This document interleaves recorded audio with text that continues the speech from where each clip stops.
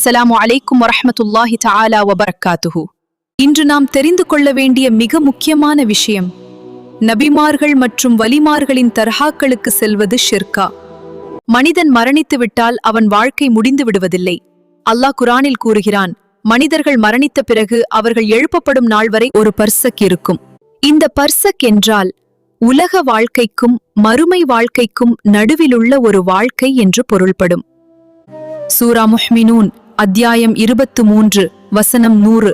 நபி அவர்கள் கூறினார்கள், நபிமார்களும் வலிமார்களும் அதாவது இறைநேசர்கள் தங்களின் கபர்களில் உயிருடன் இருந்து அல்லாஹ்வை தொழுகின்றார்கள். அல்லாஹ் கூறுகிறான், அறிந்து கொள்ளுங்கள், அல்லாஹ்வின் நேசர்களுக்கு எந்தவித பயமும் இல்லை, கவலையும் இல்லை.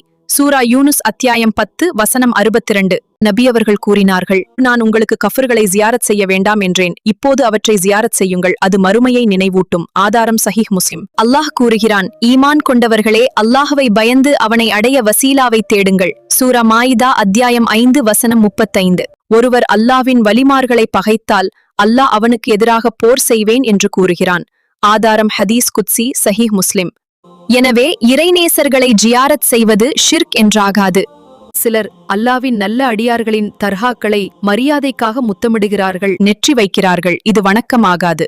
அதேபோல் ஹஜ்ருல் அஸ்வத் கல்லை முத்தமிடுகிறார்கள், ஆனால் அந்த கல்லை வணங்குவதற்காக அல்ல. அல்லாஹ்வின் நேசர்களான நபிமார்கள் வலிமார்களை முஸ்லிம்கள் சங்கை செய்ய வேண்டும். அதற்கு அவர்கள் வணங்கப்படுகிறார்கள் என்று பொருள் இல்லை. சங்கை வேறு, வணக்கம் வேறு. வணக்கம் அல்லாஹ் ஒருவனுக்கு மட்டுமே சொந்தமானது. சாதாரண கல்லறை என்பது ஒரு மனிதர் அடக்கம் செய்யப்பட்ட இடம்.